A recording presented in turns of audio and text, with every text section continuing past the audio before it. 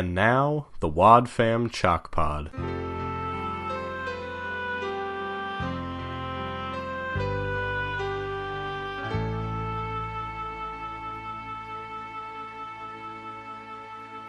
Hello and welcome to the Wad Fam Chalk Pod. I'm Dylan. I'm Andrew. And today we are covering Interest in Odyssey episode 463, Green Eyes and Yellow Tulips. Smooth. Oh yeah. Smooth delivery. Like butter. Like lukewarm margarine. Easy. Like a Sunday morning. Thank you, Dylan. Stop it. Yeah, so this episode, Green Eyes and Yellow Tulips, off the album Danger Signals. Really, really good. This is like kind of like when the series, I feel like, it introduces a character, which we'll get to later, but like this is like when things start like picking up, like things are happening. We are moving fast into Novacom territory. And this episode. And it makes me so very excited. This episode is the closest thing, like basically if albums of Adventures in Odyssey had title tracks, this is the title track for Danger Signals. Yeah. In that this is the episode which the cover art is based off of. Yep. Which they basically do. Like every album artwork is based off. Like, the big picture of the album artwork was based off the tower and Tom's property. And this one is based off Wick getting stoned. Mm-hmm. Yep. Stop. Which moving right along. Yeah, I've got comments for that for later. I feel like for some reason I need to say this. We have reached the air date in which we are in 2001. We started in 2000. We are now in 2001. This whole album's in 2001. Yep. And then, so how does it start? It starts with Connie bemoaning the fact that the sweater she's wearing, quote, "It makes me look like an overgrown Twinkie." Yeah. Which, again, if I'm thinking in my head, it's like a very thick, very ugly, yellow-brown, like, turtleneck?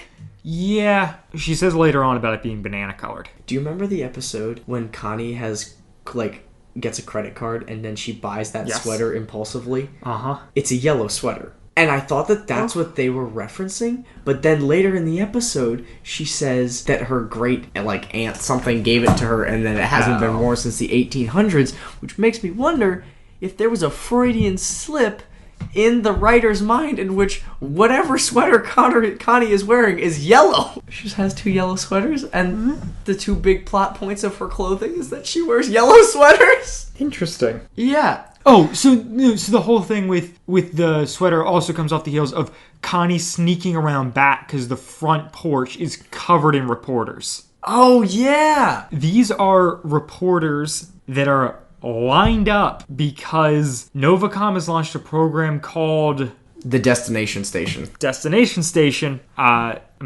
Station ripoff, but there is a mob of reporters to ask a literal mob to ask Wit if he thinks Novacom is ripping him off. Yeah.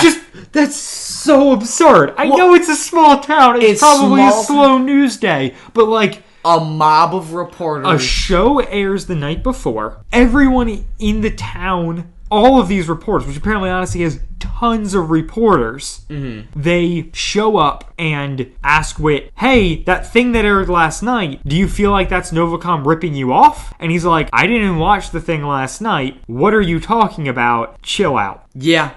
He's like, "I've been outspoken with Novacom in the past, but like I don't know what we're talking about here." Yeah, and then he proceeds to kind of bash Novacom. He's like, "Yeah, well, I don't watch their stuff because it's immoral and bad and X, Y, and Z." Like, because there is, what is it? Language, violence, and like suggestive theme. Or no, he just says inappropriate situations, and that's just the kids stuff. Yeah, I hate to think think about the parent stuff, and then as we kind of fade away or whatever in the background, you can hear him say, like, what if there are kids around watching the parent programming? Yeah. And it's just like, focus on the family. You're hitting your stride real nice. I voice of focus on the family, Wit indeed is. Weird connection, but one of the reporters introduces himself as Link Wainwright from All News Radio 68, a station number All 68, news. Which is not a frequency available, that only does news. Yeah. Which is absurd in and of itself. Yes. But, in addition, I think this is albums in the future future. There were a couple albums or CDs or whatever that we owned, and so I listened to a bunch more, or just certain tracks. Like I had a couple like promotional discs that had like 3 random things put on it, like whatever, that sort of thing. And so one of them is the episode where the Statue of Liberty comes to Odyssey. Oh, I don't think I ever. Which is like a tiny, one of the original replicas of the Statue of Liberty comes to adventure. The Town Adventures in Odyssey.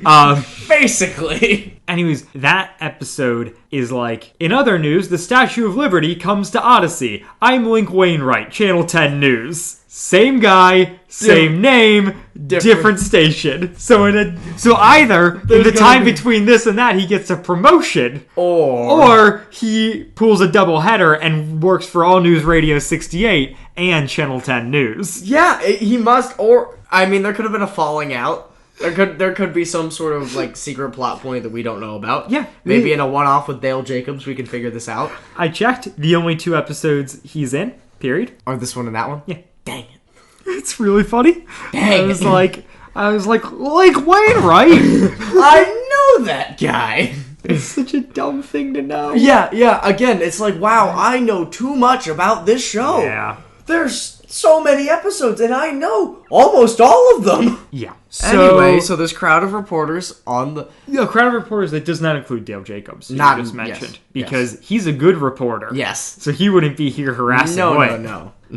You mean the voice of Focus on the Family? We're not calling him that for the rest of the series, regardless of how true it is. I do have some semblance of quality control. So we basically go from those reporters lined up to musical transition. Later in the episode, someone comes in. So Connie comes through the back door carrying a box. It's real heavy.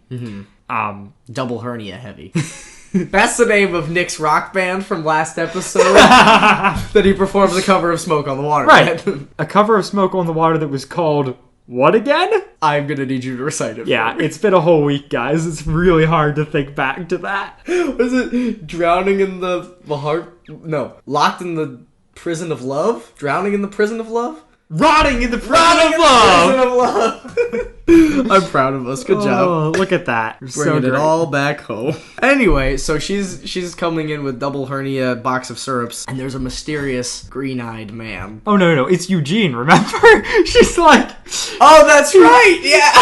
We're not even having a mysterious green-eyed man. Well, it's not Eugene. But, like, he's down the hallway and she thinks it's Eugene. Yeah. So she asks him for help, and then he walks up. And it's Mitch. Mitch.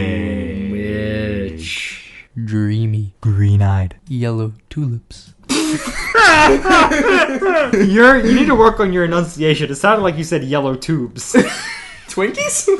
Could be. Yep, we'll go with that. All right, moving on. Oh my word. So she's carrying this box, like she's having a really hard time with it, and Mitch comes in to help, and she looks up and starts talking like it would be Eugene, and then just like dies basically. Yeah. Has a heart attack. Connie is just having a real hard time. The first words she says are green eyes, which again, I don't understand what purpose that serves other than to give the episode its title name. Because under what circumstance, even if the first thing you notice about somebody is their eyes, you say, wow, green eyes. No, but that's, Andrew, you and I, because we're men, would never look at a guy and just say green eyes. Oh, yeah. But women! Yeah. Women be like, green eyes. Yeah. And are completely incapable, apparently. Or at least Connie is. Yeah, it's like, on one hand, I absolutely love Mitch. Yeah. He's one of my all-time favorite characters, and I am fully supportive of Connie being into him. On the other hand, it's such a detriment to Connie's character that it's so superficial at first. Yeah. Because, like, then he talks, and he's the most charming, and I am just like, Mitch. Date guy. me, please, Yeah. Mitch. Mitch is the perfect man because he's got green eyes, he lifts boxes, and he compliments your looks in a non-threatening way. Yeah, not objectifying in any way. Nope. She's just like... He's just a sweetie. Yeah, she's just like, I don't like this sweater. And she's like... Or she says she doesn't like the sweater. Yeah. he says he thinks it looks good on her. Oh, yeah. Because he's a gentleman. The man. Yeah, basically, actually. And he's, like, so reasonable. Even when he meets Wit later, when he's talking to him, he's, like, super level-headed, even though Wit's back and is brooding, like, Yeah. Oh, man. Also, wait, interjecting, back about Wit talking crap about Novacom's violent programming. Yeah. Wit sends kids in virtual reality back to World War One. That happens! Like, dude, he also sends a black kid back to the Civil War. Yeah, maybe. I understand being concerned about television programming, but you are putting kids in virtual reality in war situations. Yeah, that's true. How messed That's up true. you think kids Also, are? David and Goliath, because they comment about I forget who actually is in the imagination station in that episode. It might Jimmy even Bartlett? be Liz. I don't know. Or maybe it's Lucy. It doesn't matter. I just remember them being like, oh, and now he's taking Goliath's sword and cutting off his head. Oh, gross. Yeah. And I was just like, that is terribly scarring, unless it's like he's a cucumber and you just sliced him. Very nice. I'm proud of you. But yeah, I don't understand how, like, they never address the fact that, like, these kids are put in virtual reality situations in which they get to know characters personally, and it is designed to mess with their heads. That's true. And, like, we're supposed to, like, well, because we're only hearing it as audio, it's better. Yeah. But, like, Less traumatizing. like, and even if we were to watch it in a cartoon, it would be more palatable. But they're seeing it in a hyper-realistic way. Yeah. Which is like, oh my gosh, nuts. what's the episode called when they go back and witness crucifixion? I forget, but I know which one you're talking Yeah, that one. How does that not, like, mess you about. up? Right. Like, yeah. and, like, the kid gets messed up in the episode, but I was imagining coming home from Wit's End, sitting down and being like, hi, how was your day? Well, I watched my Christ crucified. Yeah. Not to mention the episode where Eugene goes to hell. That too! That too! Wait, what the heck, Wit? No, not heck. Hell! What the hell? Oh my gosh. Yeah. So maybe Wits End does some violent broadcasting too. Yeah. I mean, BTV, very kosher. Right. VR wartime situations, less so. So Mitch is just kind of talking. Connie's like, so why are you here? And he was like, wanted to talk to Wit. I work for Novacom. And immediately Connie is just like, you can audibly hear her heart break. Yeah. She's just like, oh. He works for the enemy. Yep. Which is so dumb. And then Wit comes over and then does the whole bit where he says, so Connie introduces him to Mitch, and then, like, Mitch introduces himself and, like, you know, gives his whole spiel. And then Wit just, one, completely tells him off, and two, says his name, like, 8 times. He's like, well, I don't know, Mitch. This is what I'm gonna do. But, you know, like, I'll get back to you, Mitch. And, you know, it's nice meeting you, Mitch. And, like, he just keeps saying it. And, like, I don't know if that's the writers trying to drive it home, or like him being like passive aggressive and saying his name over and over again. But he says it at least like 4 or 5 times in one It's the sentence. same way that Dent always says Bernard. Yeah, Bernard. It's just like Mitch. Yeah. But yeah, I don't know. Wit's on edge. And Mitch is back to his old self. And Mitch is the nicest guy. Yeah, he's so sweet. And he's like, well, yeah, just don't know. And to the episode's point, like, we get there eventually. Yeah. Like, it's not... Yeah, Wit does come around by the end of this episode. Yeah.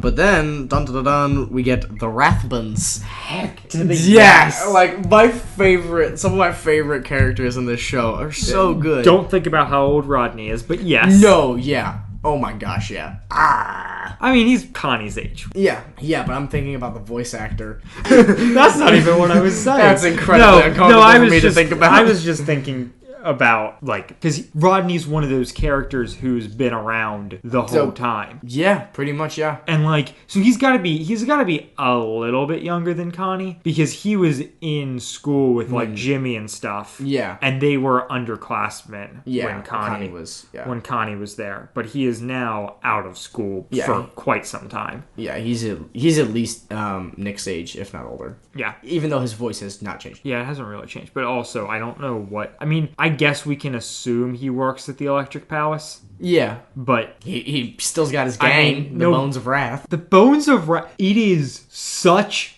a good name. Yeah. That I feel so bad. Like, there's no way Rodney could have come up with it. No, there's no way. He's such a dweeb. Or he did, but he doesn't realize that it's he doesn't realize it. That's his actual name, yeah. He realizes it's his name, that he just flipped his name, but he doesn't realize that Wrath and Wrath are a thing. I feel like that's definitely the situation. That's 100% what it is, right? Yeah, it's just him being like, well... He doesn't get the Grapes of Wrath illusion. No. He doesn't get that, like, Wrath with a W is different than Wrath with an R. Yeah. He's just like, Wrath, Bone. Bone, I get that word, of... what's the leftover? Wrath. Cool. We're the Bones of Wrath. Yeah, very nice. That's oh my gosh, yeah. It's such a good name. It is. It's such a good so name. good. But yeah, so they come in and you get some wonderful expositional dialogue where Bart's like, now you go butter up Connie while I go talk to Whit, which again, no preface as to why this is happening. Right. And we don't even get to hear what his conversation is with Whit. And why would he have Rodney butter up Connie so he can talk to Whit about something that is not involve her at all? The answer is that the producers wanted to hear the same voice actor hit on Connie in two very different ways. Alright, yeah, okay. That's basically what it boils. Like, we need the Tulip confusion later, but we also need Rodney Rathbone and Mitch being the same voice actor, which wasn't I only found this out on the wiki today, but there was, for this episode alone, there was a different person voicing Mitch. Okay. And then they re-recorded over it. Yeah. Like, they went back and redid it. And there's a lot of interesting stuff that they basically redid the whole episode. Like, there's a extended cut of this episode that hasn't been released. That, like, we'll go through the list of what else was cut from this, but it's kind of interesting. Yeah. Because my assumption is that they didn't originally have the Rodney stuff in with the original Mitch voice actor, and then when they switched to having the guy who voices Rodney is Ryan Slattery. So when they had him, that is the guy who Steve used Burns. to voice Mitch. Steve Burns. Yeah, that makes more sense. So when they brought Steve Burns in to do Mitch, then they also did the Rodney thing or something like that. Like, I imagine that is weird. I never noticed that. Now that I think about it, he does sound a little. Oh no! All the stuff. Wait, what is is the it same now? No. I'm just thinking about it. Thinking about the fact that Rodney and Mitch are voiced by the same guy. Yeah, it's very uncomfortable. I never read that. Yeah, well, it's the same because Bart is voiced by the same guy as Tom. Yeah, yes, I did know that. So it's funny. There's like double voice acting in this because we do get Tom for a little bit on top of him doing Bart and Mitch and Rodney being the same voice. Which again, the Rathbones, and I say it because that's how they say their name. At this point, just run in, create a sales pitch. The pitch is for Whit to do a protest against Novacom outside of Novacom's building, and then Whit says, no, I'm not going to do that. And then they just go out and do it anyway for no explained reason. And then when the reason is given later, we get the Bart Salutes canon, but yeah, it's hilarious. I mean, I guess we can. Oh, of course, Mitch is from Maine. That's the next part. Of course, Mitch is from Maine, and he rides horses. Are you kidding me? Don't you dare besmirch the name of Mitch. No. I love it. He's just the ideal man, I suppose. He is the ideal man. He's smart. He's charming. He lifts boxes. He can lift a box of syrup like nobody's business. Also, so Mitch and Connie are talking again, having awkward conversation. Connie proves, once again, completely socially unaware of anything and how to navigate conversations. And then pretends to be into computers, in which I have written, Connie pulls an Andrew pretending to know things he doesn't, just to keep conversations going. Wait, you mean like a couple seconds ago when you pretended that you already knew that Mitch and Rodney were the same voice? Exactly! This is cutting deep. This is 5 days old donut deep. Call back. Call back. When she's rattling off things to do around town, she mentions skydiving. Yeah. And then Mitch is like, do you like skydiving? And she's like, no. But there is skydiving in us. Or else, like, either... Or she completely just made it. Right, either Connie was just stumbling over words, but this seems more solid. Yeah. Than other times when she's stumbling over words. Which means that there's skydiving in Odyssey. Which means... Or, when she was stumbling over her words, her mind thought, oh, skydiving. That's a thing that I know nothing about and have no way to pretend like it's a thing. Yeah. Oh my gosh. Adventures in skydiving. And then... Oh, we get Mitch mentioning that he met Jack and Joanne at church. Yeah. Which we haven't heard from Jack and Joanne yet this series. And that's... Yes, they're referenced. And then also, we find out that in that, Mitch goes to church, because we don't know that until now. Yep. Yeah. But he still works for Novacom. Yeah. There's a real wolf in sheep's clothing, I suppose. A real barking lamb. Is that the episode title? Oh. No, there's a... Yeah, there is one. Oh, shoot. It's in the Novacom series, isn't it? Yeah, I think so. It's off Dangerous... No, not Dangerous Series. It's off Battle Lines. Give me a moment. Stop your wild speculation. I've got the AIO wiki. I think that needs to be our podcast motto. Oh, there's an episode called Sheep's Clothing. Yeah, Sheep's which Clothing. is in this series. Yeah. Oh, it is in Battle Lines. Yep. Dang it, Andrew. Look at you knowing stuff. Again, listen to that for a good while. And so the then picks up outside of Novacom with a protest, obviously like underway. Whit shows up because he hears about it, right? Yeah. Yeah, so he hears about it. From Connie, I think, because there's flyers. Yeah, there's all the flyers. And Mitch, that's right, because Mitch comes storming in to be talk. like... Yeah, what's going on? What is going on? Why is Whit going back on his word? He said he wouldn't do this. This is the other thing that I don't love about this episode, and I also wonder about some of the stuff that was cut for time, but we don't hear Bart and Whit talking, and we don't hear Whit and Mitch talking. Yeah. But we get references to both those things. So we know that Mitch and Whit had a talk, and they gave off a good impression and were on good terms with each other. Yeah. And we know that Bart and Whit had a talk, and Whit was not on board with it. But that's about it. Yeah. We don't actually hear any of those talks because we're focused on Connie talking to Mitch and then Connie talking to Rodney. Yeah. Which, again, Rodney comes in, which I don't know that we talked about it. He awkwardly hits on her and then leaves, basically. Oh, yeah. And very, very uncomfortable. So we're back at the protest. There's a lot of people there. At least the production value would lead me to believe so. That there's a lot of people, presumably on a weekday. Yeah, I don't know who all these people are who are showing up to protest a cable Novacom. company. Yeah. It's because so far the show has really represented that Whit is kind of on an island believing this thing is bad. Yeah. Everyone else is like, I don't see why you think this is a problem. Yeah. Ourselves included. Yeah. So it's weird that there's this many people showing up. Yeah, and maybe it makes you wonder, like, is Bart Rathbone really good at inspiring people? Or, like, obviously he's on a megaphone shouting stuff, like, he's gonna get people going. Or do you just make up stuff? Yeah, he must have. They want to eat your children, and then all the parents come storming out. No, they can't eat our children. Honey, I'm skipping work. I need to go protest a cable TV company that we know absolutely nothing about. Right. But they've got a kids center, and they're up to funny business. Right. Some of this I'm like, is this a focus on the family wet dream of just being like, yeah. Oh, we got all of our listeners to protest cable companies. Yeah. Oh, yeah. What if they just stopped listening to everything that is not us? Oh, yes. Monopolies. Those never end poorly. No, never.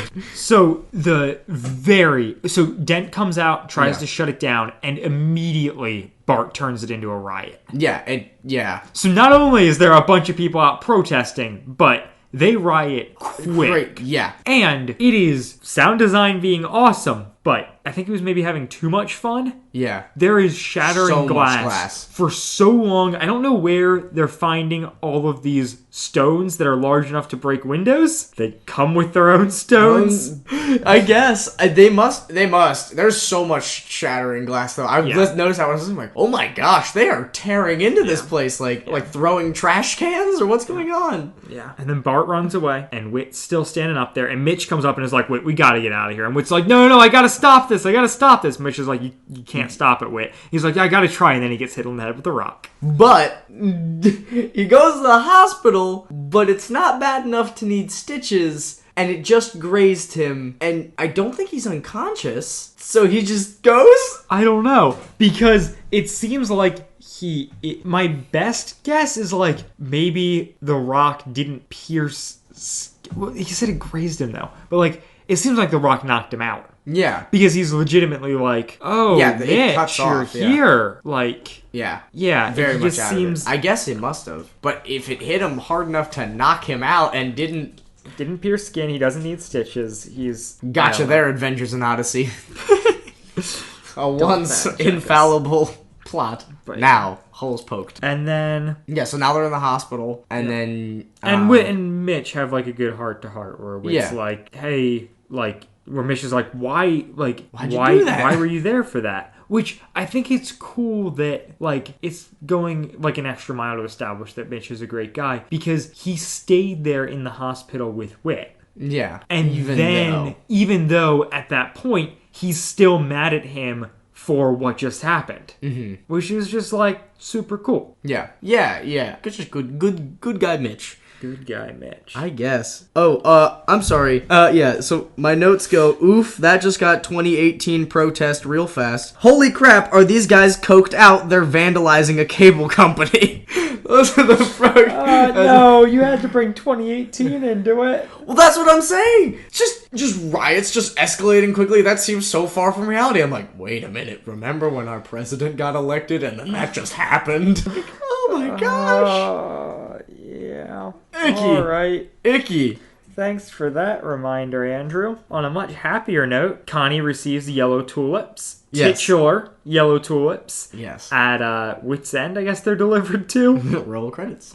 Yeah, they must be delivered to Wits End. And by that I mean Rodney dropped them off, because it is later revealed that Rodney was the one that bought her flowers. Yeah, he stole them off a grave. He did not buy her flowers. Yeah. Oof. That's rough. This is not something that's explored outside of this episode, that like maybe Rodney has feelings for Connie. I feel like it's brought up. Okay. At some It might be a bit of a runner. Yeah, I think it's like an ongoing thing that like it doesn't sound out of the blue enough for me to not have it stored in my subconscious that this has happened before. Gotcha. Yeah, me not remembering this episode very well at all, my immediate thought with the flowers was just like, dude, that's such a classy, like that's such an A+ move. Like I love the sending of flowers. Well, no, my thing was like, that is a ballsy first move. Oh yeah. We're going straight to flowers. Like, I have carried a box of syrup for you. We have had awkward small talk. Yellow tulips. Got them. Yeah, I agree. I thought that I was immediately like, solid move, but a little forward. And then when it's like, oh, that wasn't Mitch, which I'm like, right, okay, yeah, that makes sense. And then I was like, so this is just Connie reading into things too much. Yeah. And being like, things are moving faster than they are. But then the episode ends with Mitch giving her flowers. Yes. Roses this time. Yeah. Because what's more forward than a rose? We just need to clarify that there are romantic feelings there. Yeah, and I was just like, I don't know. It is bizarrely handled. Yeah. Where at points it's like, oh, Connie's obviously just reading into this. We'll hit it in order because that's what I was gonna say. We should more sense with. So Connie gets flowers, doesn't know who they're from. The note says, "You look nice in yellow." Which, in her head, is like this charming thing because Mitch complimented her on her sweater, but in reality, she doesn't know this, but it was Rodney Rathbone following up and just being bad at writing love notes. And so Mitch comes by again for... Whoa, we have Joanne first. Oh, yes. Please continue. Joanne's here. We don't Pushy get Jack Grandma Joanne. Yeah, she's a little pushy grandma in this episode. It's like, so Mitch, right? So Mitch, and things with Mitch, and he's awfully cute. Yeah, women equal drama in this show, apparently. Yeah, and very clueless, I suppose. Yeah. She does say at one point, what's wrong with Novacom? Yeah. And I'm with her. Yeah. Yep. Yeah. What's wrong with Novacom? And also... Novacom, you sound like every non-Christian company, which I guess from Focus on the Family's point is evil. Yeah, but Satan. like... Clearly Satan. Oh, yeah. Well, and her her whole logic is, I can't like him because he works for a thing that Wit doesn't like. Her exact quote is, I can't be friends with someone who works for something that Wit is against. And I was like, what is your relationship with Wit? He is so the God. voice of God that you cannot associate yourself with something or That he with doesn't someone like. who works for something. And Joanne's like, what if he's like trying to do good in a bad place or whatever? Or like, It's not a that's bad okay. place. Like, Or like, it's okay to be your own person. it's okay to work in a marketing position for a normal company. Yep. I'm not going to hell if I take a job working for NBC. Like, Also established that he is a Christian. We've been there. yeah, it's so, I don't Yeah. know, it's so back and forth. And so then now does Mitch come? Oh no, well, I just wanted to say something else about Joanna. She makes a comment of like, couldn't you guys just be friends first? And I'm like, once again, great point, Joanne. Don't just jump into this relationship, Connie. Just because you both fell for each other. Just because you both had 2 flirty conversations. Yeah. Actually, now that I think about it, wow. I jump into things pretty quickly. That is another level. Yeah. But no, it is like, she is really jumping into this. And so is he. Right. That's exactly what I was going to say. And I thought the thing was, based on the next conversation, especially like, she's jumping into this because she's a dramatic girl. Yeah. I really just need to clarify Chromosomes. that I am 100% in joking. jest with this. Yeah. I'm mocking Focus on the Family. So I'm doing it. Yeah, I'm saying it in irony. And feel free to send me an email if I should stop saying it in irony like that. I am more than willing to change. But For you, the people. But yeah, I just felt like maybe the whole point of this is Connie's getting ahead of herself and they should just be taking their time and whatever. Yeah, oh, for sure. But then Mitch sends her the flowers at the end, clearly being like, look, I am into you. Yeah. And I'm just like, and I don't quite get what the episode's trying to say then. Yeah, well, and the thing is, Mitch has no reason to fall for Connie in the situations that he's seen her. Like, Connie has the benefit of being, like, alone for a very long time, like very much single, very much, like, caught off guard by this knight in shining armor. Like, I can totally It's see a small that. town. There are Yeah. like 2 guys her age and one's Rodney. Yeah, yeah. But Mitch is like stumbling across this girl and is like, wow, you're cute and I'm gonna, send you roses, I guess. And like, Yeah, and it makes a lot more sense coming from Connie's perspective than it does from his. yeah, I agree. And it's kind of set up too because we're seeing this from Connie. From Connie's perspective. Yeah, I also just had kind of an observation as you were talking that makes me just feel a little icky in regards to Focus on the Family and some other stuff. But the fact that Connie reading into things and kind of getting ahead of stuff was portrayed in a negative light. But then when Mitch is super forward, that's all positive. Yeah. Where like, no, you don't get to decide that the 2 of you should date. He gets to. Yeah. Or whatever. And it's not done in a Subtle way, really. Well, no, I was going to say it's not done in a super outward way of being like, no, the guy's got to ask you. But the kind of the DNA of that concept is still there. And it just makes me It's feel... only real if he says it's real, basically. Yeah, and it frustrates me a little bit. Okay, we need to get through the major plot points so I can get to the end.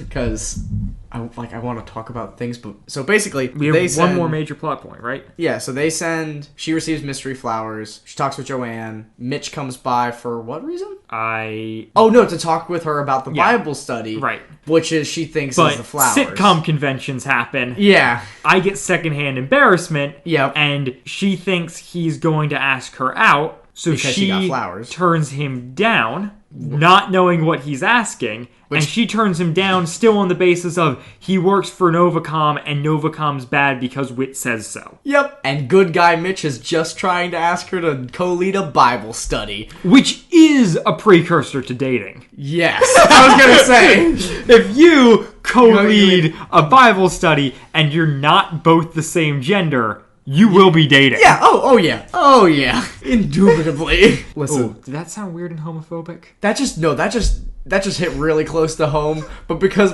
before me and Lisa started dating, she asked me to join a Bible study with her. Yeah, Bible studies.